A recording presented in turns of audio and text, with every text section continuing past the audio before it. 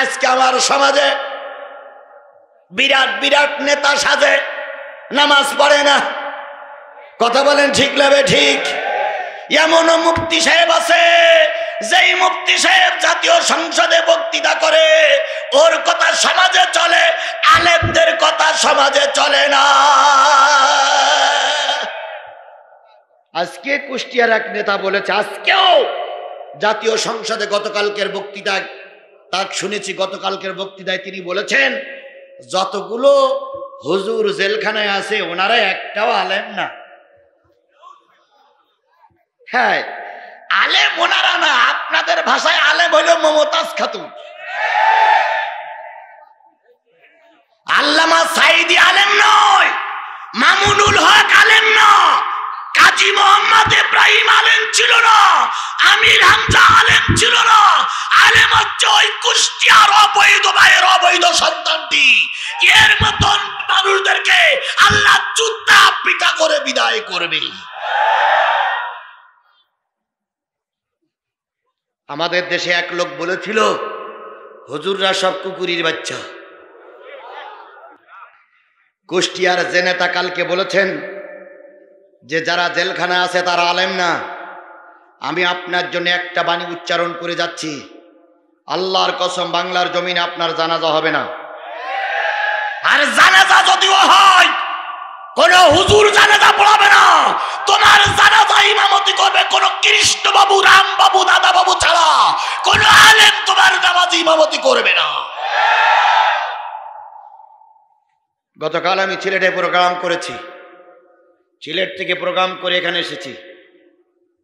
আমি সিলেটের প্রোগ্রামে যে কথাটা বলেছি আজকেও সে কথাটা বলতেছি। সিলেটের একজন এমপি বলেছিলেন হুজুররা সব কুকুরের বাচ্চা। এ কথা বলার কারণে তার পরিণতি যা হয়েছে, কুষ্টিয়ার এই নেতার পরিণতি তাই হবে। পরিণতিটা হয়ে কেমন হয়েছিল, সমস্ত দেশের আলেমরা স্ট্রাইক করেছিল, আমাদের যখন কুকুরের বাচ্চা বলে গালিগালাজ করেছ, আমরা অন্তত তোমার জানাজা পড়ব না। মারা গেলেন নেতা, মারা যাওয়া লাগবে না? লাগবে না?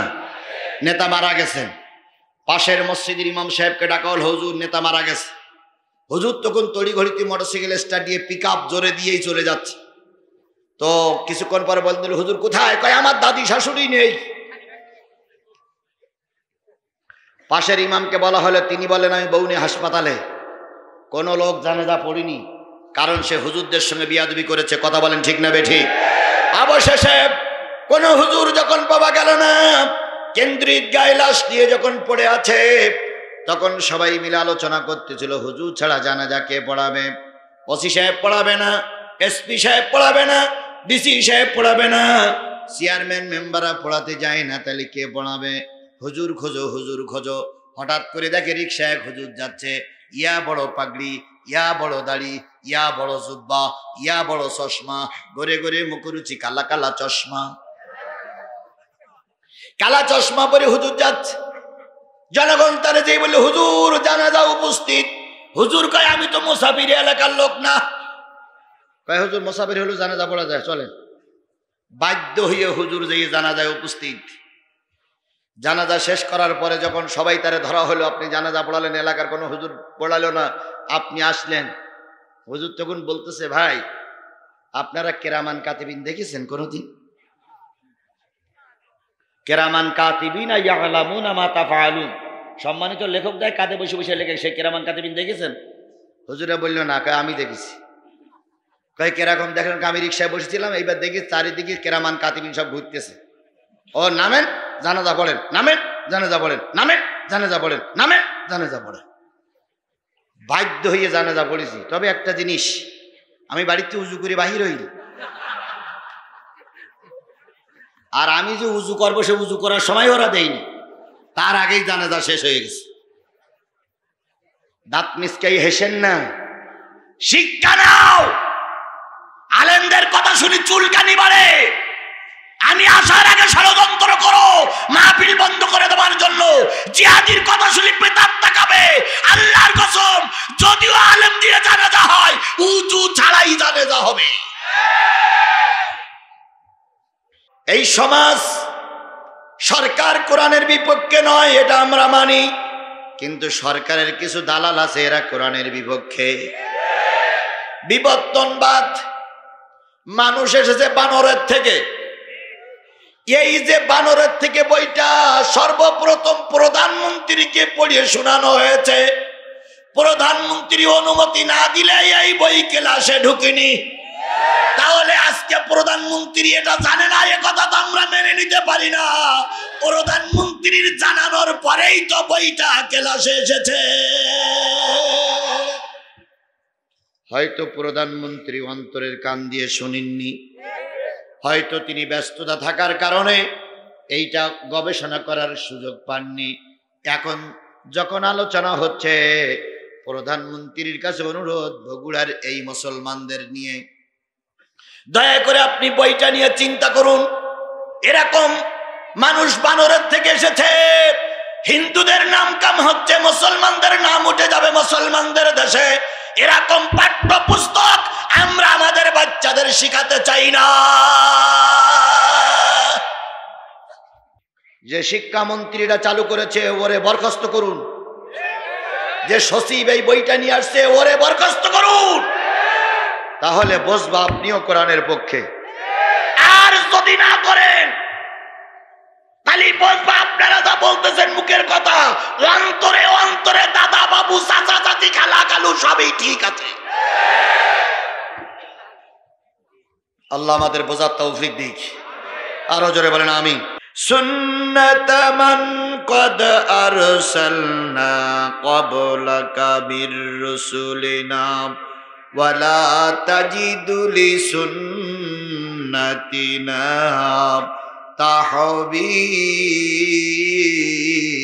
তাহবিলা।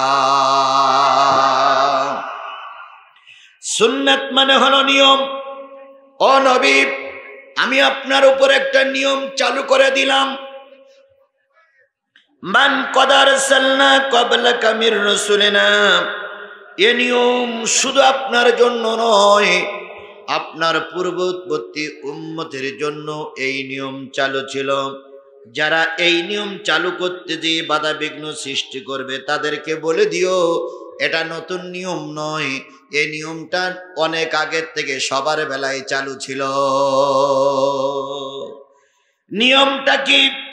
আকিমিস সালাতা লিদুলুকিশ শামসি ইলা গাসাকিল লাইলি ওয়া কুরআনাল ফাজর ইন্না কুরআনাল ফাজরি কানা মাশহুদা।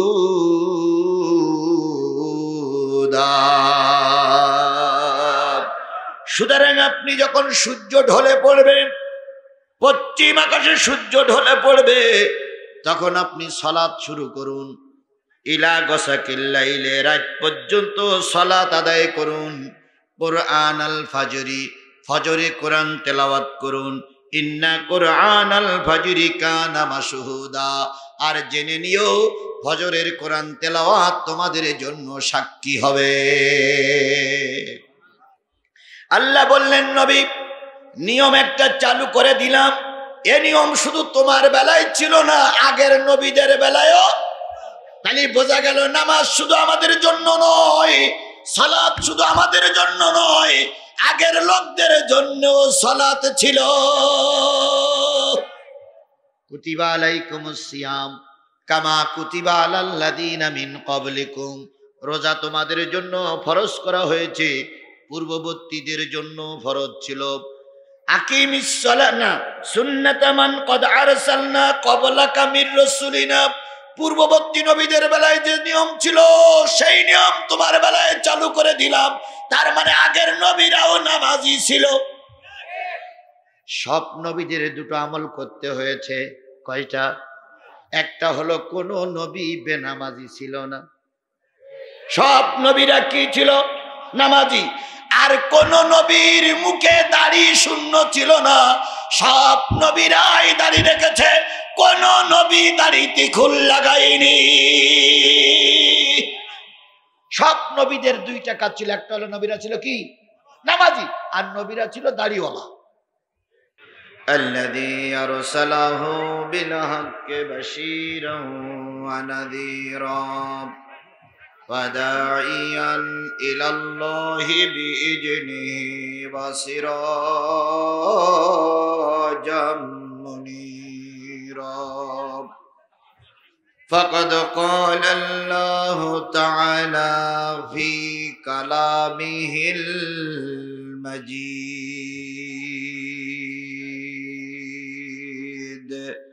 وفرقانه الحميد أعوذ بالله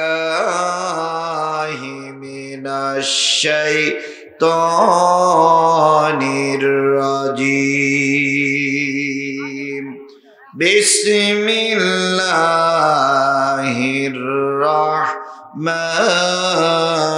الرحيم سنة من قد أرسلنا قبلك من رسلنا ولا تجد لسنتنا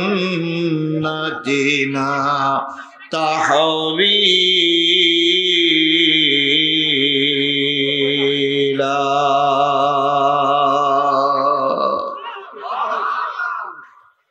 أقم الصلاة لدلوك الشمس إلى غسق الليل وقرآن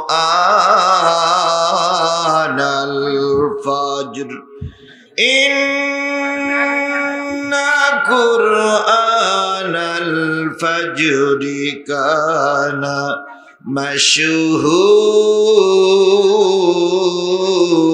مشهودا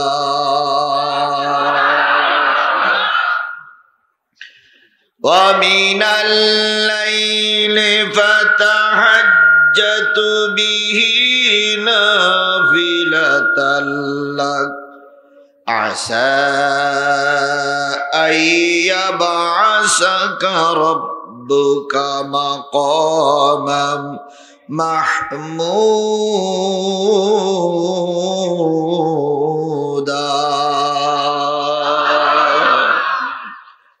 وقل رب ادخلني مدخل صدق وأخرجني مخرج صدق واجعلني من لدنك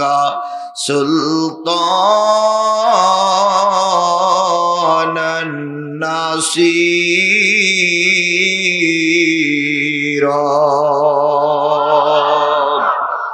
صدق الله المولانا العظيم قال النبي صلى الله عليه وسلم أرأيتم للنهار بباب يغتسل فيه كل يوم 5 هل يبقى من درني شيء قالوا لا يبقى من درني شيء قال مثل الصلاة 5 يمحو الله بهن الخطايا أو كما قال رسول الله صلى الله عليه وسلم إن الله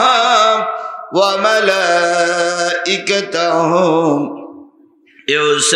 يصلون على النبي يا أيها الذين آمنوا صلوا عليه وسلموا تسليما اللهم صل على محمد وعلى آل محمد كما صليت على إبراهيم وعلى آل إبراهيم إنك حميد مجيد اللهم بارك على محمد وعلى آل محمد كما باركت على إبراهيم وعلى آل إبراهيم إنك حميد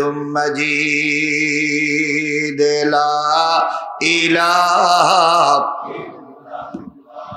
لا লা ইলাহা ইল্লাল্লাহ মুহাম্মাদুর রাসূলুল্লাহ লা ইলাহা লা ইলাহা লা ইলাহা ইল্লাল্লাহ মুহাম্মাদুর। আশা করছি সালামের জবাবটা সবাই মিলে জোরে সোরে দিবেন। আসসালামু আলাইকুম ওয়া রাহমাতুল্লাহি ওয়া বারাকাতুহু। শুকরিয়া আদায় করছি সেই মালিকের, যে মালিক হাজারো কর্ম ব্যস্ততা পিছনে ফেলে রেখে শুধুমাত্র কেবলমাত্র একমাত্র কোরআন শোনার জন্য, কোরআন বলার জন্য, কোরআন নিজের জীবনে ধারণ করার জন্য আজকের এই মাহফিলের আয়োজন এবং আপনাদের উপস্থিত হওয়ার তৌফিক আল্লাহ দান করেছেন। যে মালিক আপনাকে আমাকে করুণা করে, দয়া করে, মায়া করে এই মাহফিলে কবুল করলেন, সেই মালিকের শুকরিয়া। কারোর জবান বন্ধ থাকবে না, সবাই মিলে বলছি আলহামদুলিল্লাহ। আরো জোরে বলুন তো আলহামদুলিল্লাহ। সর্বকালের সর্বশ্রেষ্ঠ মহামানব, যার আদর্শে আদর্শিত হয়ে আমি নিজেকে উম্মত বলে দাবি করি, সেই নবীর নামে দুরূদ আর সালাম সকলে মিলে বলছি সাল্লাল্লাহু আলাইহি ওয়াসাল্লাম। সম্মানিত ভাইরা, এই যে বিশাল কাফেলা, বিশাল জনগণ, রাস্তায় যে লোকগুলো দাঁড়িয়ে আছে, বহুত লোক দাঁড়িয়ে আছে, এরপরে আমার সামনে কিছু লোক দাঁড়িয়ে আছে, এপাশে মনে হয় মহিলাদের বসার জায়গা কিনা জানি না, এই জন্য এইদিকে লোক নেই। যে লোকগুলো আসছেন, এই যে হাজার হাজার মানুষ, কিসের জন্য আমরা এসেছি? জোরে বলেন, কিসের জন্য এসেছি? এর থেকে প্রমাণিত হয় মুসলমানরা কোরআনকে নিজের জীবনের চাইতেও ভালোবাসে। মুসলমানরা প্রয়োজনে দুই শ্বাস না খেয়ে থাকতে পারে, মুসলমানরা প্রয়োজনে নিজের সন্তানের লাশ কাঁধে করে কবরে নিয়ে যেতে পারে, মুসলমানরা প্রয়োজনে স্ত্রী বিধবা করতে পারে, মুসলমানরা প্রয়োজনে মায়ের কোল খালি করতে পারে, কিন্তু মুসলমানরা কোরআন থেকে এক সেকেন্ডের জন্য দূরে থাকতে পারে না।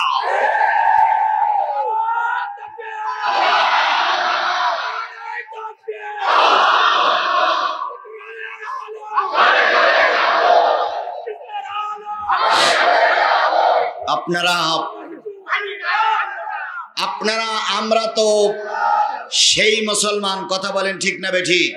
আমার ভাইরা, মুসলমান এমন একটা সম্প্রদায়, আরবে যদি কোনো মুসলমান অপমানিত হয়, বাংলার মুসলমানের হৃদয়ে আঘাত লাগে। আমেরিকায় যদি কোনো মুসলমানের উপর অত্যাচার হয়, বাংলাদেশের মুসলমানেরা চুপচাপ বসে থাকে না। মুসলমানের একটা শরীরের মতন, শরীরের কোথাও যদি ব্যথা লাগে, সমস্ত শরীর যখন ঠিক পায়, মুসলমানদের কেউ বিপদে পড়লে আর একজন মুসলমান আনন্দ দেখে না। কিন্তু অন্যান্য দেশে কি আছে আমি জানি না। আমার বাংলাদেশের কিছু মুসলমান আছে, মুসলমানরা যখন নির্যাতিত হয় তখন কিছু মুসলমান আনন্দ দেখে। এক মুসলমান রাজপথে গুলি হয়ে মরল, আর এক মুসলমান হাত তালি দিল। কিন্তু তুমি জানো না, এক সময় ওই বিপদ তোমারও আসতে পারে। এই জন্য আমরা সকলে মুসলমানদের পক্ষে থাকবো, কথা বলেন ঠিক না বেঠিক? আওয়ামী লীগ, বিএনপি, জাতীয় পার্টি, জামাত ইসলাম, পুলিশ, সরকারি কর্মচারী, কর্মকর্তা, ব্যাংক ব্যালেন্স, বিমা, কেউ আমাদের বিপক্ষে নয়। আমাদের সবচেয়ে বড় পরিচয় আমরা মুসলমান। আমাদের সবচেয়ে বড় পরিচয় কি? মুসলমান। সেই পরিচয় নিয়ে এখানে এসেছি, কথা বলেন ঠিক না বেঠিক? আরো জোরে বলেন ঠিক না বেঠিক? ভাই যথার্থই বলেছেন, কিছু কিছু মাহফিলে লোক বেশি হয়, আর এই লোকগুলো কিন্তু বক্তাদের চেহারা দেখার জন্য আসে না। এই লোকগুলো আসে কোরআন হাদিস শোনার জন্য। বর্তমান যুগের সঙ্গে যেই বক্তা কোরআন হাদিসের একটু মিল করে দিতে পারে, সেই মাহফিলগুলোই লোক বেশি হয়। এখন আপনারা আমাদের ডেকে নিয়ে যদি মুখে তালা লাগাই দেন, তাহলে তো আগামী বছর মাহফিলে ভাই 30 জন শ্রোতা পাওয়া লাগবে, কথা বলে ঠিক না বেঠিক? বক্তাদের স্বাধীনতা দেন, বক্তাদের কথা বলার অধিকার দেন। বক্তারা নির্ভয়ে কোরআন হাদিসের কথা বলুক, সব মাহফিলে 50,000 লোক হবে। কিন্তু বক্তা ঘরে ডেকে আনার পরেই ছোট নেতা বলে একরকম, মেজে নেতা বলে আর এক রকম, বড় নেতা বলে আর এক রকম, তারপরে উপরের নেতা বলে আর এক রকম। বক্তা শুনি বুঝে চিন্তা করে ওয়াজ হয় হোক নাই না হোক, আমার পকেটে টাকা আইছে, লোক আসুক আর না আসুক, মাইকওয়ালা নিয়ে দোয়া করি মারবো দূর। এই জন্য প্রত্যেক মানুষের স্বাধীনতা দিতে হবে। কথা বলেন ঠিক না বেঠিক? আমার বন্ধুগণ, সেই স্বাধীনতা নিয়েই আমি আপনাদের কাছে এসেছি। আপনারা স্বাধীনতা দেন আর নাই দেন, বাধা দেন আর নাই দেন, জিহাদির গতিতে জিহাদি চলবে। কে স্বাধীনতা দিল? আর কে আমাকে বলার অনুমতি দিল? আর কে পথে ব্যারিকেড সৃষ্টি করলো? ওটা আমার জানার বিষয় নয়। আমার জানার বিষয় আল্লাহর কোরআন রাসূলের হাদিস বলতে পারলাম কিনা। তাহলে আমি কোরআন হাদিস থেকে কথা বলবো। আপনারা কি সবাই শুনতে রাজি আছেন? সবাই রাজি আছেন? কিছু লোক মনে করতে পারে যে 50,000 লোক আছে, 2-1 চলে গেলে কি হবে? যেটাই যাবে সেটাই মুনাফিক। আর যদি উজু যদিও করে, দোয়া ছাড়াই হবে। আজকে যারা ওয়াজ শুনে যাচ্ছে তারা তো চিন্তা করতে, হুজুর বলেছে উজু ছাড়াই জানাজা হবে, তাহলে হুজুরির আগে উজু করাই নেব, তারপরে জানাজা। আচ্ছা নেলেন উজু করি, উজু করার পর এবার আমি যখন জানাজা ইমামতি করব, তখন আমার সামনে একটা লোক পড়ে আছে, সেটা মরা না জিন্দা? আমি যখন ইমামতি করব আমার সামনে একটা লোক পড়ে আছে, সেটা মরা না জিন্দা? এই যে লাশ পড়ে আছে, যেখানেই বান্ধি বাঁধবো তো এক জায়গায়, এখানে বাঁধি আর এখানে বাঁধি, বাঁধবো তো এক জায়গায়, এখানেই বাঁধলাম। লাশ পড়ে আছে, মরা না জিন্দা? মরা। এবার বলুন, আমি যদি সূরা ফাতিহা পড়ি অথবা দোয়া না পড়ি যদি চুপ করে দাঁড়িয়ে থাকি, তা বুঝতেছে যদি মরাটা, জিন্দাগুলো তো বুঝতে পারতেছে না। এখন ওই মরাটা যদি ওই সাদা কাপড়ের ফাঁকের থেকে মুখ বের করে বলে খোকা, এ তো সেই হুজুরি ডেকে নিয়েছি যে হুজুরি মারিছিলাম, সেই ও তো দোয়া পড়তেছে না। বলেন তো, মরা লোকটা যদি এইরকম কথা বলে, একটা লোককে পিছনে আর খুঁজে পাওয়া যাবে? সব লোক বলবে যে আমার বাপ ভূত হয়ে গেছে পালা।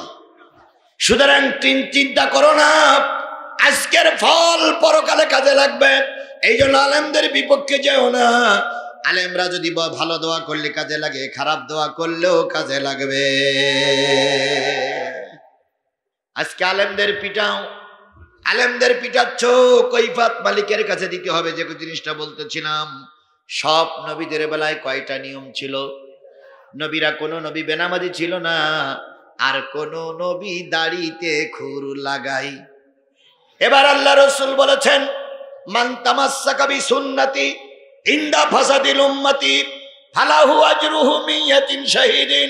ফিতনা ফাসাদের জামানায় যদি একটা সুন্নতের পাবন্দি কোনো ব্যক্তি করে, ওই ব্যক্তির আমলনামায় 100 শহীদের সওয়াব নিয়ে কবরে চলে যাবে।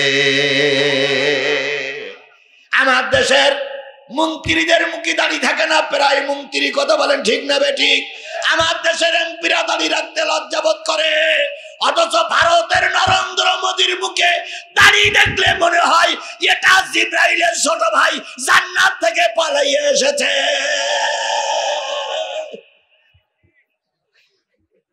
নরেন্দ্র মোদী হিন্দু না মুসলমান? তাহলে ও দাড়ি রাখতে পারে, তুমি নেতা দাড়ি রাখতে পারো না কেন?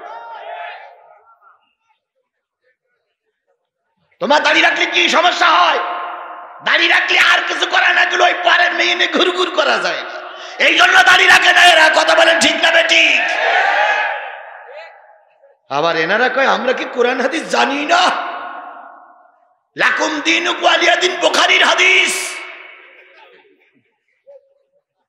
আপনি যদি এতই কোরআন হাদিস জানেন, আপনি যদি এতই কোরআন হাদিস মানেন, এই লক্ষাধিক জনতাকে নিয়ে আপনার কাছে অনুরোধ করি, আপনি কেন আপনার পুত্রের সঙ্গে খ্রিস্টানের মেয়েটারে বিয়ে দিলেন? কোন কিতাবে লেখা আছে যে মুসলমানের সন্তানের মেয়ের সঙ্গে, মুসলমানের যুবকের সঙ্গে খ্রিস্টানের মেয়ে বিয়েটা কোন কিতাবে লেখা আছে? আবার আপনারা বলেন আমরা কোরআন হাদিসকে কিছু মানি না, মানেন কসু। যদি কোরআন হাদিস আপনারা মানতেন তাহলে এই যে বানরের জাত আমরা, এ কথাটা কেন বইটি লেখা হলো? ডারউইনের মতবাদ, মুহাম্মাদের মতবাদ বাদ দিয়ে, নবীর মতবাদ বাদ দিয়ে ডারউইনের মতবাদ ঢুকাই দিলেন। হ্যাঁ, আপনারা যারা লিখেছেন আপনাদের সব কয়টার জন্ম হইল জঙ্গলে, একটারও জন্ম ঘরে নয়। যারা ঘরে জন্ম নেয় তারা আদমের সন্তান, আর যারা জঙ্গলে জন্ম নেয় ওরা হলো বানরের সন্তান। আমার জন্ম জান্নাতে, কথা বলেন ঠিক না বেঠিক? আর তোমার জন্ম জঙ্গলে। বানরেই জঙ্গলে থাকে, মুসলমানেরা জঙ্গলে থাকে না। হ্যাঁ, বানরের একটা আলোচনা কোরআন শরীফে আছে। সেটা কি? হযরত দাউদ আলাইহিস সালামের জামানায় ওই যে মাছ শিকারি করে না, একটা কথা আছে। শনিবার না রবিবার মাছ শিকারি করার কথা একটা আছে, শনিবার। এই শনিবারের মাছ শিকারি করা নিষেধ ছিল। ওরা শয়তানি বদমাইশি করে ওই মাছগুলো ভিতরে আটকায় রাখত, ওই মাছগুলো রবিবারে শিকার করত। এইগুলো আমার আল্লাহ পছন্দ করলেন না। তাই আল্লাহ ওদের আর তৎকালীন দাউদ আলাইহিস সালামের যারা বিরোধিতা করেছিল তাদের ব্যাপারে কোরআন শরীফে আছে, কোন কেরাদাতান হাসি, তোমরা বান্দর হয়ে যাও, বানর হয়ে যাও। তাহলে কোরআন শরীফে আছে যারা কোরআন হাদিসের বিরোধিতা করেছিল তারা মানুষ থেকে কি হয়ে গেল? বানর হয়ে গেল। বানর থেকে মানুষ হয়নি, কিন্তু বানর থেকে মানুষ হয়নি, মানুষ থেকে কি অস্বীকার করার কারণে? নবী অস্বীকার করার কারণে, আল্লাহর অস্বীকার করার কারণে, নবী অস্বীকার করার কারণে, আল্লাহ অস্বীকার করার কারণে মানুষ থেকে ওরা বানর হয়ে গেল। 3 দিন বেঁচে ছিল, 3 দিন পর ওরা জঙ্গলে ঝোপে ঝাড়ে যে মারা গেল। তোমরা সেইটা উল্টো করে বলতেছো আমরা বানর থেকে মানুষ হয়েছি। প্রথম বানরের লেজ ছিল, তারপরে দৌড়াইতে দৌড়াইতে বানরের লেজ খাটো হলো, খাটো হতে হতে হতে হতে এক সময় বানরের লেজ পড়ে গেল। বানরের লেজ পড়ে যাওয়ার পরে বিবর্তন হতে হতে হতে হতে হতে হতে বানর এখন মানুষ হয়ে গেছে। এখন বানর মানুষ হয়ে যদি থাকো তাহলে তোমরা তো বানরের জাত, তোমাদের বানরের জাত বললি এত খারাপ লাগে কেন? যারা এই প্রবাদে বিশ্বাস করে ওদের প্রত্যেকের শরীরে অবৈধ রক্ত ঢুকেছে, এই জন্য ওরা বলে আমরা বানরের জাত, অথচ আমরা বানরের জাত নই, আমরা হলাম আদমের জাত। ওয়ালাকাদ জারানা লিজাহান্নামা কাসীরাম মিনাল জিন্নি ওয়াল ইনস লাহুম কুলুবুন লা ইয়াফকাহুনা বিহা ওয়া লাহুম আয়ুনুন লা ইউবসিরুনা বিহা ওয়ালাহুম আযানুন লা ইয়াসমাউনা বিহা উলাইকা কাল আনআম বাল হুম আদাল উলাইকা হুমুল গাফিলুন। আল্লাহ পাক বললেন মানুষের ভিতরে অধিকাংশ মানুষ আছে, বেশিরভাগ মানুষ আছে তাদের দিলে কোরআন ভালো লাগে না। এমন কিছু মানুষ আছে তারা কোরআন দেখতে পারে না, আলেম ওলামা দেখতে পারে না। এমন কিছু মানুষ আছে কোরআনের ডাক ডাকলে তাদের গায়ে জ্বালা চড়ে। আল্লাহ বলেন ওগুলো সব বানর, শূকর, কুকুরের বংশ। আর এই বানর, শূকর, কুকুরের বংশ যারাই, তারাই আজকে আমাদের বানর বানাতে চায়। ও আমার জাতি, আপনারা কি বানরের পক্ষে না আদমের পক্ষে? কারা কারা আদমের পক্ষে? 2 হাত উঁচু করে আল্লাহরে দেখা। আমরা বানরের জাত নই, আমরা সবাই কিসের জাত? জোরে বলেন কিসের জাত? সাংবাদিকরা বন্ধ করো, করতে হবে, বন্ধ করো, করতে হবে। অবৈধ শিক্ষানীতি বর্তমান এখানে ডিবি পুলিশ ভাইরা আছেন, প্রশাসনের লোক সাদা পোশাকে এসেছেন। আপনারা একথা মনে করেন না যে আমরা কিচ্ছু জানি না। শুধু মনে করেন না ছেলে মেয়ে আপনাদের হয়, আমাদেরও হয়, আমরাও বিয়ে করি, ও লাইন আমরাও জানি। সুতরাং মনে করেন না বুদ্ধি খাটাচ্ছেন আমরা কিছু জানি না। আমি জিহাদি আসার আগেই আমার লোকজন দিয়ে আমি সব সংবাদ পেয়ে যাই কে কোথায় কি করতেছেন। আমি ওইদিকে যাচ্ছি না, আমি শুধু এতটুকু বলি, আপনারা এখানে যারা গোয়েন্দা বিভাগের লোক আছেন, এখানে যারা সাংবাদিক আছেন, সাংবাদিকরা তো চোখে সবসময় কালো চশমা পরে থাকে। কি বলে কমিউনিস্ট পার্টির 15 জন মিছিল, পরের দিন লেখে কমিউনিস্ট পার্টির বিশাল।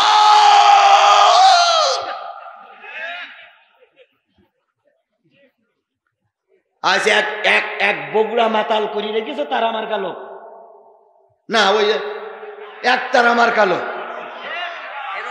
হিরো আলো, ওখানে সাংবাদিক দেখতে পাই, এসব বড় বড় মাহফিল গুলো সাংবাদিক দেখতে পায় না। এখানে ওদের ক্যামেরার ব্যাটারি ফিউজ হয়ে যায়, এরা ক্যামেরা ঠিক পায় না এগুলো। আগামীকাল আপনারা মিডিয়ায় সংবাদ পরিবেশন করেন যে বগুড়ার 50,000 মুসলমান কালকের শাহজাহানপুরীর মাহফিল থেকে প্রতিবাদ জানিয়েছে। এই ডারউইনের মতবাদ মুসলমানরা মানতে চায় না। অনতি বিলম্বে এটা বন্ধ করুন, নতুন শিক্ষানীতি চালু করুন, নতুবা জনগণ যদি খেপে যায় জুতা পায়ে দেবার আগে জনগণ জুতা পিটা করে মামুর বাড়ি পাঠিয়ে দেবে।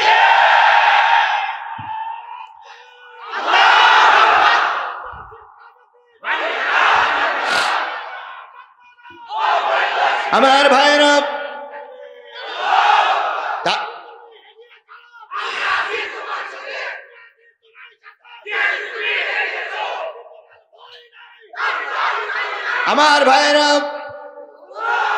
যে জিনিসটা বোঝাতে চাচ্ছিলাম, সব নবীদের বেলায় 2টা সুন্নত ছিল। একটা হলো সব নবীদের বেলায় নামাজ ছিল, আর সব নবীদের বেলায় মুখে দাড়ি রাখতে হয়েছে। কথা বলেন ঠিক না বেঠিক? আজকে আমার সমাজে এমনও পীর দেখা যায় যে পীরের মুখে দাড়ি না। এখানে যদি কোনো আক্রোশীর পীর ভাইরা থাকেন আছেন, তাদেরকে বলি আপনার পীরের মুখে দাড়ি সামনে না পিছনে?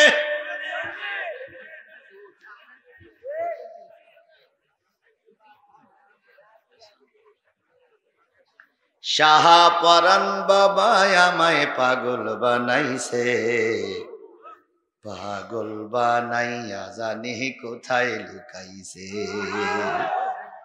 বাবারে পাইবারে আসি ঘুরতি আছি দেশে দেশে, বাবারে পাইবারে আশায় ঘুরতে আছি দেশে দেশে। না জানি কোন দোষে বাবা লুকাই রয়েছে।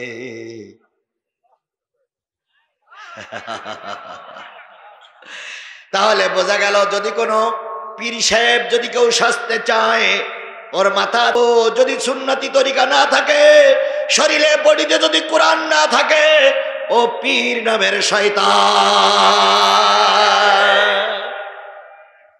পীর একটা ব্যবসা হয়েছে আর রাজনীতি একটা ব্যবসা হয়েছে,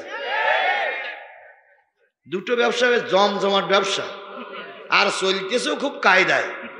এই জন্য কাদের সাহেব প্রায় বলে মঞ্চে সবই দেখি নেতা কর্মী কই, তাই বলে না? এরা রাজনীতি করার জন্য শুধু নেতা হতে চায়। কথা বলেন ঠিক না ঠিক? এখন উনি তো প্রায় বলে খেলা হবে।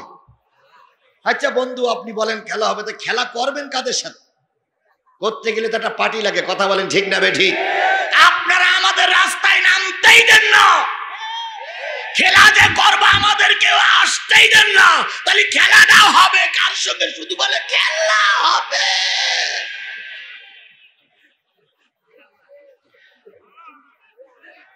গতবার এক ধোঁকা পেলাম, সেটা হচ্ছে ডিজিটাল বাংলা, এটা একটা ধোঁকা। আর এবার একটা ধোঁকা শুরু হয়েছে স্মার্ট বাংলা, এটাও একটা ধোঁকা। আল্লাহ প্রথমবারই ধরে বলেছে, ওই যে নেতা কেবল বলতে চাইছিলেন স্মার্ট বাং, আল্লাহ বলল মঞ্চ বাং।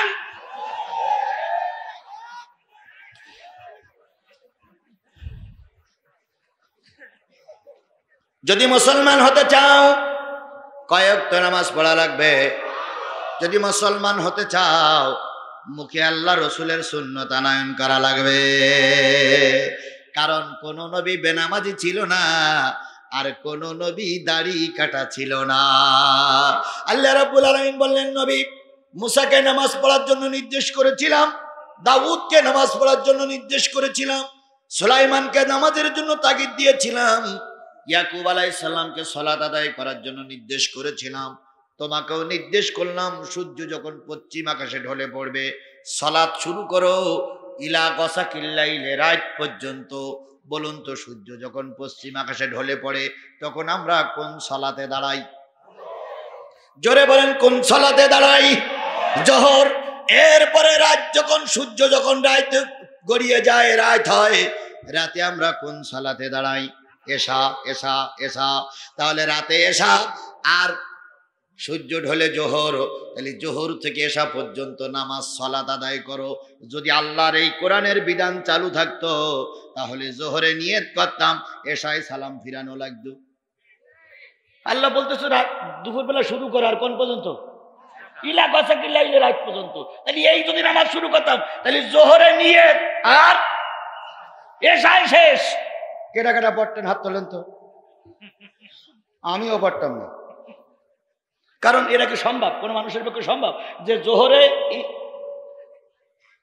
আর এশায় যে সালাম ফিরাবে? কারোর পক্ষে সম্ভব? এবার চলেন হাদিসে যাই। বন্ধুগণ, কোরআন বুঝতে গেলে হাদিসের দরকার। কিছু লোক বলে আমি কোরআন মানি, হাদিস মানি না, ও মুসলমানের জাত না। আবার কিছু লোক বলে আমি হাদিস মানি, কোরআন মানি না, ওটাও মুসলমান না। কোরআনও মানা লাগবে, হাদিসও মানা লাগবে। কি বলে আল্লাহ রসুল বলেছেন, লান তাদিল্লু মা তামাসসাকতুম বিহিমা কিতাবাল্লাহি ওয়া সুন্নাতা নাবিবিহি। কশ্চিন কালেও কেউ পথভ্রষ্ট হবে না যতক্ষণ পর্যন্ত সে দুইটা জিনিস ধরে রাখতে পারবে, ততক্ষণ পথভ্রষ্ট কোরআন আর হাদিস। কথা বলেন ঠিক না বেঠিক? এবার আসুন হাদিসে যাই। হাদিসে আল্লাহর নবী সূর্য পশ্চিম দিকে ঢলে যাওয়ার পরে জোহরের নামাজের কথা বলেছেন, ওয়াল ফাজরি ওয়াল লায়ালিন আশরি। আল্লাহ রাব্বুল আলামিন আবার আরেক জায়গায় বলেছেন, সূরা ফজরে মনে হয়, ফজরের নামাজ পড়ো, রাতের এশার নামাজ পড়ো। আবার রাসূল বলেছেন, সূর্য ঢলে পড়লে নামাজ পড়ো, মাঝখানে নামাজ পড়ো, সূর্য ডুবে গেলে নামাজ পড়ো, আর রাতের এশার নামাজ পড়ো। তাহলে সূর্য ঢলে যাবার থেকে এশা পর্যন্ত কয় ওয়াক্ত নামাজ? জোরে বলেন, কয় ওয়াক্ত নামাজ? এই 4 ওয়াক্ত নামাজের ভিতরে ফরজ নামাজ কয় রাকাত? 4 ওয়াক্ত নামাজের ভিতরে ফরজ নামাজ কয় রাকাত? 15 রাকাত। এই 15 রাকাত নামাজ যদি আগামী কাল থেকে কেউ পড়তে পারেন, আজকে রাত থেকে যদি সালাতের পাবন্দি করে 15 রাকাত সালাত যদি আদায় করতে পারেন, আল্লাহর রাসূলের ভাষায় আপনাকে 2টা পুরস্কার দেওয়া হবে। কয়টা পুরস্কার? একটা পুরস্কার, আপনি নামাজ পড়া অবস্থায় মৃত্যুবরণ করেছেন, আপনি কখনো জাহান্নামে যাবেন না। 2 নম্বর, এই 15 রাকাত নামাজ যদি কোনো ব্যক্তি 4 ওয়াক্ত আদায় করে, ওই ব্যক্তি মৃত্যুর সাথে সাথে 8টা জান্নাতের মালিক হয়ে যাবে। সাহাবীরা বলেন, ইয়া রাসূলুল্লাহ একটু ব্যাখ্যা করবেন। নবী বললেন, ব্যাখ্যাটা হলো, জোহরের ফরজ নামাজ 4 রাকাত, আসরের ফরজ নামাজ 4 রাকাত। যে ব্যক্তি 4 আর 4 8 রাকাত নামাজ পড়বে, সালাত আদায় করবে, এই 8 রাকাত সালাতের বিনিময়ে আল্লাহ পাক 8টা জান্নাতের মালিক বানায় দেবে। যদি কোনো ব্যক্তি মাগরিবের নামাজ আর এশার নামাজ পড়ে, মাগরিবের সালাত 3 রাকাত, এশার সালাত 4 রাকাত, 4 আর 3 7 রাকাত সালাতের বিনিময়ে আল্লাহ পাক 7টা দোজখ থেকে তারে মুক্তি করে দেবে। এবার এখানে দোজখে যেতে চান কারা কারা? হাত তোলেন। কারা কারা দোজখে যাচ্ছেন? হাত তোলেন। যে লোকটা দাঁড়াইলে এই লোকটা মনে আগে যাবে, এই জন্য সবাই আগে বসে। বন্ধুগণ, দোজখে যাওয়া লোক একটাও নাই, নাই। আচ্ছা, এই মাদলায় কি সুদখোর আছে? আছে? আছে? কম না বেশি? এই মাদলার সুদখোরেরা হাত তোলেন। এখন তুলবারলে এখন কেন? এখন কোথায় গেছে তারা? ঘুম পড়িছে? এইটাই আছে বাস। সুদখোর কখনো জান্নাতে যেতে পারবে? সেই সুদখোরেরা হাত তোলেন। তোলেন ভাই, তোলেন, দয়া করে অনুরোধ করছি, তোলেন। একটাও তোলে না। কেন তুলবে না? শরম করবে। কিন্তু এই শরমটা জনগণের সামনে করবে, এই নিয়ত না করে যদি আল্লাহরে নিয়ত করে হাত তুলতেন না অথবা সুদ বন্ধ করে দিতেন, জান্নাত যাওয়া সহজ হয়ে যেত। এই জন্য সকলের কাছে অনুরোধ করি, সুদ খাওয়া বন্ধ করে দেন। সুদ আমার দেশে বন্ধ হবে না, কারণ আমার দেশের সুদখোরেরা সোনার মেডেল পায়। ডাক্তার মোহাম্মদ ইউনূসের চাইতে বড় সুদখোর বাংলাদেশে কেউ নাই, অথচ আমেরিকা আবার পুরস্কৃত করে, আর আমার দেশের সুদের ব্যবসা চলতেই আছে। সুদখোরদের ব্যাংকগুলো ভালোভাবেই চলে, আর ইসলামী ব্যাংকগুলো মেরে খেয়ে ওরা বড় লোক হয়ে যায়। তোমরা ইসলামী ব্যাংকের টাকা খাও, লজ্জা করে না বেহাজ্জাব? তোমরাই তো সারা জীবন ইসলামের বিপক্ষে। আমাদের কর্মীরা, আমাদের রোকনেরা, আমাদের সুদীরা, আমাদের সমর্থকেরা চাল বিক্রি করা, ডিম বিক্রি করা টাকা দিয়ে তিলে তিলে তিলে তিলে তিলে তিলে ইসলামী ব্যাংকটা সাজাইয়েছিলাম আমরা। আরে চোরের বংশ ডাকাতির বংশরা মেরে খেয়েছে, এটা চোরের জাত, ডাকাতির জাত, এদের অবৈধ রক্ত শরীরে, এই জন্য ইসলামী ব্যাংকের টাকাগুলো এরা মেরে খেয়েছে। চোরের বাচ্চারা কত বলো তো, লজ্জা করে না? ডাকাতির বাচ্চা ডাকাত, পরের মাল খেয়ে বড়াইত্ব দেখাও। এমন কোন ব্যাংক নাই যে ব্যাংকের টাকা তোমরা মেরে খাওনি। কোন অধিকারে লম্বা লম্বা কথা বলো? তোমাদের কি অধিকার আছে আলেমদের বিচার করার? তোমরা তো দিনের ভোটে নির্বাচিত নেতা না, তোমরা তো সব রাতের অবৈধ ভোটের নেতা। তোমাদের কোনো অধিকার নেই আলেমদের বিচার করা। বলেন, এখান থেকে 15 বছর আগে একটা মেট্রিক পরীক্ষা দিয়ে ফার্স্ট ক্লাস পাওয়া একটা ছেলে, আর এখন অটো পাস করিয়ে ফার্স্ট ক্লাস পাওয়া একটা ছেলে, দুটোর মর্যাদা কি এক? কথা বলেন, হিসেব কিতাব করে বলেন, দুটোর মর্যাদা কি এক? কেন এক না? ওটা লেখাপড়া শিখেছে, পরীক্ষা দিয়েছে, রাতের অন্ধকারে কাজ করেছে, এই জন্য ওর মর্যাদা। আর এখন অটো পাস, অটো পাস। এদের মর্যাদা আর ওদের মর্যাদা এক হয় না। কথা বলেন ঠিক না বেঠিক? 15 বছর আগের নির্বাচিত নেতা আর এখন অবৈধ ভোটের হাতের নির্বাচিত নেতা, দুই নেতা কখনো এক হয় না। ওরা বৈধ, এরা অবৈধ।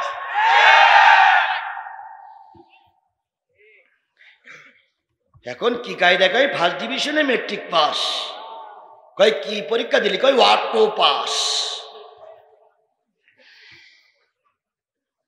আমার ভাইয়েরা, তাহলে সুদখোর কখনো জান্নাতে যেতে?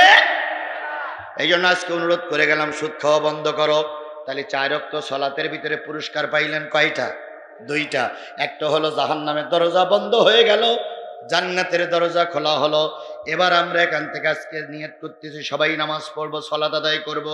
আগামীকাল থেকে যারা আপনার নেতা হবে, ওরা যদি বেনামাজি হয়, ওদের সঙ্গে থাকা যাবে না। সেটা মেম্বার হতে পারে, সেটা চেয়ারম্যান হতে পারে, সেটা উপজেলা চেয়ারম্যান হতে পারে, সেটা এমপি হতে পারে, সেটা বলে মন্ত্রী হতে পারে, যে হোক না কেন, সেটা ওই একতারা আলাদাও হতে পারে। কি হিরো আলম করে বাবার, ওর এখন সম্মান খুব, ওর এখন হাইলাইট করতেছে খুব। আমার মনে বলতেছে ওই মনে হয় পাশ করি যাবে, যাবে কিনা আল্লাহ ভালো জানে। তো যা ভাবতে ওই মনে হয় পাশ করি যাবে, তো পাশ করে যাওয়া উচিত। শিক্ষা পাক। আমাদের ঝিনাইদহ একটা চেয়ারম্যান হয়েছে হিজড়া।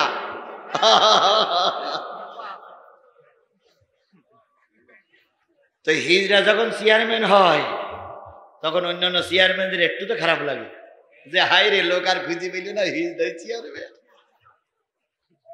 হিরো আলম যদি এই বগুড়াতে যদি এমপি হয়, তো তোমরা যারা রাজনীতি করো, কচু বাগানে গলায় দাঁড়িয়ে দেওয়া উচিত তোমাদের। মানুষ এখন ভোট না দিতে পারে সমাজ পরিবর্তন করার জন্য ওই হিরো আলমের মতন লোক মানুষ নেতা বানাবে। কথা বলেন ঠিক না বেটি? কারণ মসজিদের ইমাম যখন ভালো থাকবে না, তখন এই রাস্তার ভ্যানাল ওরা ইমামতি করবে। আজকে যখন রাজনীতি করা তোমরা হারাম করে দিয়েছো, হিরো আলমের মতন নেতাই এখন তোমাদের নেতা হবে।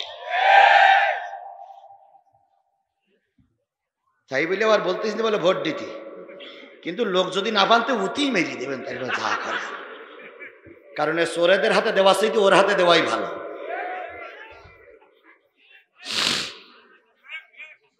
এ চোর ডাকাতদের লাভ কি? এদের হাতে ক্ষমতা দিলে আলেম ধরবে, এদের হাতে ক্ষমতা দিলে আল্লামা সাঈদীর ফাঁকি দেবে, আর হিরো আর অন্তত এমপি হলে অন্তত আলেম মারবে না। যারা কোরআন হাদিসের কথাগুলো বলতো জাতীয় সংসদে, তাদেরকে ছলে বলে কলে কৌশলে নিচে নামাই দেওয়া হয়েছে।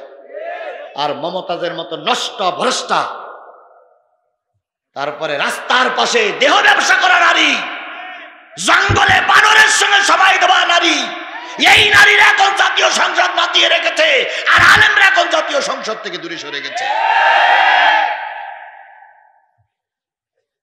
আর এই কথাগুলো বলি, এখানেই দেখেন কিছু লোকের মুখটুক কালোই হনুমানের মতন। হ্যাঁ,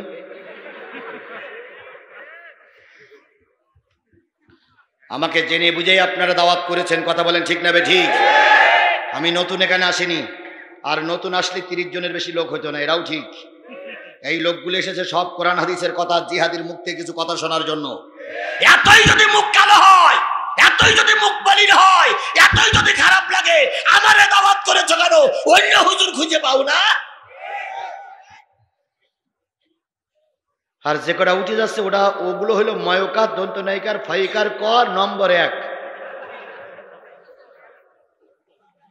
আমি আমার জীবনের ঝুঁকি নিয়ে কথা বলি, আমি সারা জীবন আমার জীবনের ঝুঁকি নিয়ে কথা বলতেছি। এমন কোন ঘাত প্রতিঘাত নেই যা আমার শরীরের উপরে যায় না। আমাকে মেরে রক্তাক্ত করা হয়, আমাকে বিনা কারণে জেলে ঢুকানো হয়।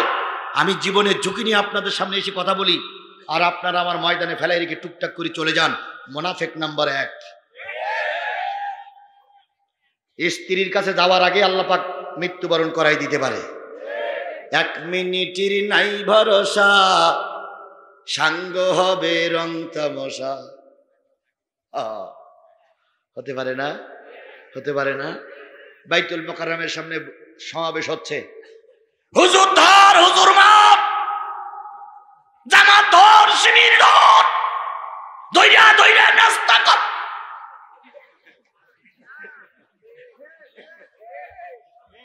নাস্তা কর, ওই হাতে শেষ। আল্লাহ আপনার বেলায় এখন এরকম পারে, কথা বলেন ঠিক না ঠিক? আরো জোরে বলেন ঠিক না ঠিক? আমি তো সময় বেঁধেই দিয়েছি, এই নির্ধারিত সময়ের ভিতরে শেষ করবো ইনশাআল্লাহ। দয়া করে আমাকে ফেলাই রেখে আপনারা চলে যাবেন না। আল্লাহ আল্লাহ আপনাদের সহায়ক, আমাদের সহায়ক, কথা বলেন ঠিক না ঠিক? আমার ভাইরা, তাহলে 4 ওয়াক্ত সালাত আদায় করলে কয়টা পুরস্কার? তাহলে আমরা যারা জান্নাতে যেতে চাই আজকের থেকে নিয়ত করব, সালাত আমরা কাজা করব না।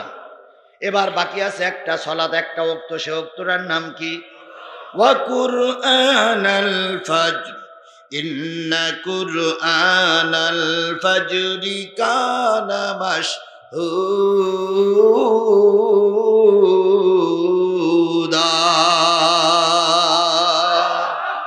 আল্লাহ বললেন, আর ফজরের কোরআন তেলাওয়াত, নিশ্চয়ই ফজরের কোরআন তেলাওয়াত গুলো তোমাদের জন্য সাক্ষী হবে। সাহাবীরা বললেন, ইয়া রাসূলুল্লাহ, যোহরে তো কোরআন তেলাওয়াত হয়, আসরে কোরআন তেলাওয়াত হয়, মাগরিবি কোরআন তেলাওয়াত হয়, এশাও কোরআন তেলাওয়াত হয়, ফজরের কোরআন তেলাওয়াত আমাদের জন্য কিভাবে সাক্ষী হবে? নবীজি বললেন, সাহাবীরা বলো তো, ফজরে যখন তোমরা সালাত আদায় করো, ওটা দিন না রাত? আবার দিনও না, রাতও না। সবে সাদেকের সময় সূর্য এখনো উঠেনি, আবার সূর্য এখনো কেবল ওটার মতন হয়েছে, রাত এখনো শেষ হয়ে যায় নাই, দিন এখনো শুরু হয় নাই। দিনের শেষ রাতের, রাতের শেষ দিনের শুরু। এই সময় আমরা কোন সালাত আদায় করি? ফজরের সালাত আদায় করি। নবী আমার বলেন, সাহাবীরা শোনো, রাতে 70,000 ফেরেশতা, আল্লাহর রহমতের ফেরেশতা দুনিয়ায় ডিউটি করার জন্য আসে। যখন ফজরের আজান হয়ে যায়, ওই 70,000 ফেরেশতা আসমানে চলে যায়। কিয়ামতের আগে ওই 70,000 ফেরেশতা আর দুনিয়ায় কোনোদিন আসবে না। আবার দিনের 70,000 ফেরেশতা দুনিয়ায় নামে, ওরা যখন সন্ধ্যাবেলা হয় তার আগে ওরা চলে যায়। এভাবে করতে করতে রাতের ফেরেশতা উঠে যায়, দিনের ফেরেশতা নিচে নামে। সিউটি অনুযায়ী ডিউটি করা। 6টা পর্যন্ত ডিউটি করে 1 লোক বেরিয়ে যায়, আর 1 লোক ঢোকে।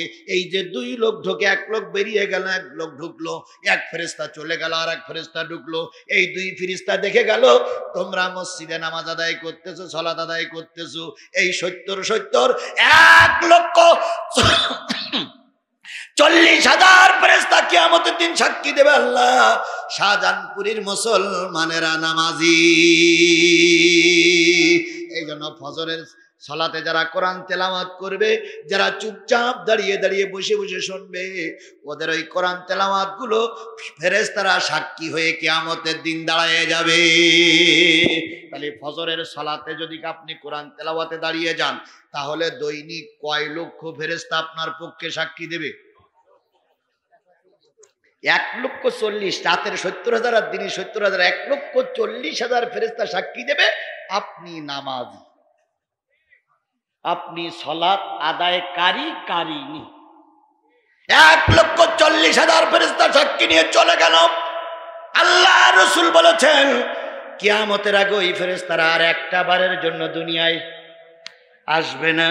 তাহলে আপনি যদি 40টা বছর দুনিয়ায় বেঁচে থাকেন, 40 বছর যদি ফজরের সালাত মসজিদে আদায় করেন, অথবা 40টা বছর যদি ফজরের সালাত বাড়িতে আদায় করেন নারীরা, অথবা মসজিদে আদায় করেন, আদায় করলে কতগুলো ফেরেশতা আপনার পক্ষে সাক্ষী হবে একবার ভেবে দেখুন। এই জন্য ফজরের সালাতে সবচেয়ে বরকত বেশি। এবার ফজরের সালাত যারা আদায় করবে, আল্লাহ নবী বলেন তাদেরকে 2টা পুরস্কার দেওয়া হবে। 1 নম্বর পুরস্কার, তাদের কবরে আযাব হবে না।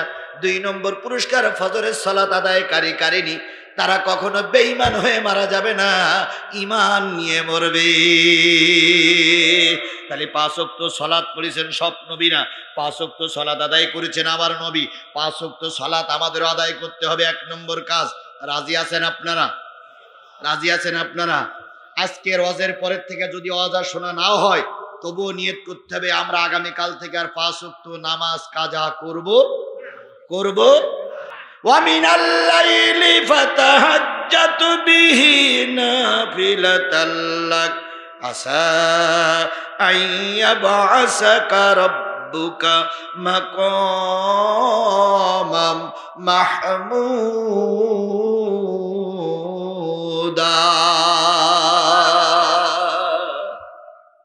এবার আল্লাহ পাক বললেন ওয়া মিনাল লাইলি ফাতাহাজ্জাত বিহি, রাতের নামাজকে আমি তো রাতের তাহাজ্জুদকে আমি তোমার জন্য নাফিলাতাল লাক নফল করে দিলাম। রাতের তাহাজ্জুদকে কি করে দিলাম?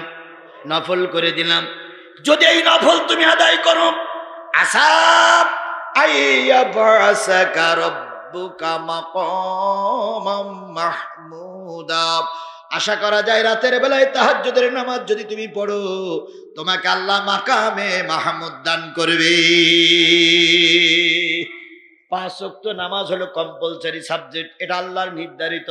আর নফল হলো এক্সট্রা সাবজেক্ট। এক্সট্রা সাবজেক্টে যত নাম্বার আপনি বেশি করতে পারবেন, আপনার রেজাল্ট তত ভালো হবে। যুগে যুগে যত আল্লাহর মাহবুব বান্দা হয়েছে, তাহাজ্জুদ নামাজ না পড়ে কেউ আল্লাহর মাহবুব হতে পারেনি।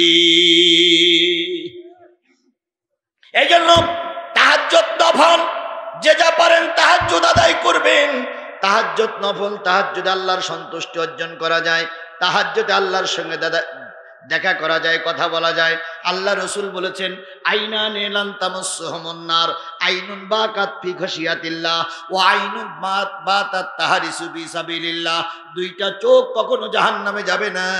একটা চোখ যারা দিন কায়েমের জন্য, এই সমাজ ইসলাম প্রতিষ্ঠার জন্য দাওয়াতি কাজ করে পাড়ায় পাড়ায় ঘুরে বেড়ায়, নারী হোক আর পুরুষ হোক, ওই ঘুরতে যেয়ে চোখের কষ্ট হয়, ঘুরতে যেয়ে চোখে ঘুমাতে পারে না, ঘুরতে যেয়ে ঘুম আসে, তারপর দাওয়াতি টার্গেট নিয়ে যায়, ঘুমাইতে পারে না। এই যে চোখের কষ্ট গিয়ে দাওয়াতি কাজ করেছো, আল্লাহ নবী বলেন ওই চোখ জাহান্নামে যাবে না। আর একটা চোখ হলো রাতের অন্ধকারে সবাই যখন ঘুমিয়ে পড়ে, 4 রাকাত 8 রাকাত 12 রাকাত সালাত আদায় করে মালিকের কাছে কান্দো, মালিক সারা জীবন অন্যায় কাজে ছিলাম, সারা জীবন বিপদগামী ছিলাম, এখন তওবা করে ফিরে এসেছি, তুমি আমাকে মাফ করে দাও। চোখের পানি ফেলায় গুনার জন্য কাঁদো। তোমার চোখের পানি নাকের ডোকা দিয়ে জমিনে স্পর্শ করার আগে আল্লাহ পাক তোমার দোয়াগুলো কবুল করে নেবে। তাহলে 5 ওয়াক্ত সালাতে পুরস্কারেই, তাহাজ্জুদে পুরস্কারেই এই সালাতগুলো আমরা ঠিক মতন আদায় করব ইনশাআল্লাহ। আরো জোরে বলেন ইনশাআল্লাহ। এই 5 ওয়াক্ত সালাত যদি আপনি আদায় না করেন, বাইনাল আবদি ওয়াল কুফরু তারকুস সালাত, মুসলমান আর কাফেরের ভিতরে একটাই পার্থক্য, সেটা হলো সালাত, সেটা হলো নামাজ। আজান হয়েছে, আপনি মসজিদে গেলেন না, আজান হয়েছে আর একজন মসজিদে গেল, যে ব্যক্তি মসজিদে গেল ও নামাজি, ও হলো মুসলমান। আর আপনি যান নাই, আপনি মুসলমান রূপে দাবি করতে পারবেন না। কথা বলেন ঠিক না বেঠিক? এই মাঠে আওয়ামী লীগের সমাবেশ হচ্ছে, আর পাশে মাতলা প্রাইমারি স্কুলের সামনে বিএনপি সমাবেশ হচ্ছে। আওয়ামী লীগের যারা সমাবেশ তাদের প্রত্যেকের বুকে আছে নৌকা, বিএনপির যারা সমাবেশ করতেছে ওদের প্রত্যেকের বুকে আছে কি? ধানের শীষ। এখন 2 দলের সমাবেশ হয়ে গেছে, 2 দলের লোক বিরিয়ানি দিচ্ছে, এরাও দিচ্ছে ওরাও দিচ্ছে। এখন ওইখান থেকে ধানের শীষাওয়ালারা আইছে নৌকাওয়ালাদের এই সমাবেশে বিরিয়ানি নিতে, এই সে দেখে প্রত্যেকের বুকির পরে মারা আছে ধানের শীষ। বলেন তো নৌকাওয়ালারা যত উদার হোক দেবে বিরিয়ানির প্যাকেট? এই মিয়া, তুই ধানের শীষে জনসভা করলে ভাইয়া, আবার যদি নৌকার প্রতীক নিয়ে ধানের সমাবেশে, ধানের শীষের সমাবেশে যায়, ওরা কি বিরিয়ানি দেবে? তাই যদি না দেয়, বেনামাজির কাতারে থেকে, শয়তানের কাতারে থেকে কিয়ামতের দিন নবীর নামাজির কাতারে কি করে উঠবা?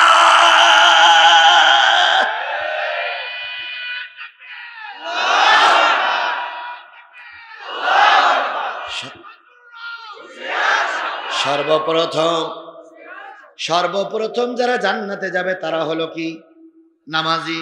সর্বপ্রথম যারা জাহান্নামে যাবে তারা কি? বেনামাজি। কিয়ামতের দিন আল্লাহ বলবেন নামাজি আর বেনামাজি আলাদা হয়ে যাও। নামাজি আলাদা হয়ে গেছে, বেনামাজি আলাদা হয়ে গেছে। কিছু বেনামাজি জানতো নামাজি না হলে জাহান্নামে যাওয়া লাগবে, কিছু বেনামাজি নামাজির কাতারের ভিতরে যে ঠেলি উঠিস। এরম সালাক আছে আছে। দেখবেন যখন ওয়াজ মাহফিল হয়, টুপি মাথায় দিয়ে বলে, ভাইরা আমার, বোনেরা আমার, কোরআন হাদিস ছাড়া বিকল্প কোনো রাস্তা নয়, কোরআন হাদিস মেনে চলা লাগবে। আবার কিছুদিন পরে দুর্গা পূজা, মা আইসে গজে ছিড়িয়ে যাবে রথে চড়ে, মার অনুসরণ করা ছাড়া কোনো বিকল্প রাস্তা নয়। আমার দেশের এক মন্ত্রী গতবার দুর্গা পূজায় দিয়ে বলতেছে, তোমরা দুর্গার কাছে যখন আরাধনা করবা, প্রার্থনা করবা, তখন আমার কথাটা একটু বলিও, যেন দুর্গা আমারে শান্তিতে রাখে। মুসলমানদের ভোটে পাওয়ারে গিয়ে, মুসলমানদের দেশের স্বরাষ্ট্রমন্ত্রী হয়ে, মুসলমানদের দেশের মন্ত্রী হয়ে দুর্গার কাছে তুমি সাহায্য চাইলে ঈমান হারা হয়ে গেছো। তওবা করে যদি মারা না যাও, কিয়ামতের দিন আল্লাহর কাছে কইফাত দিতে পারবে না।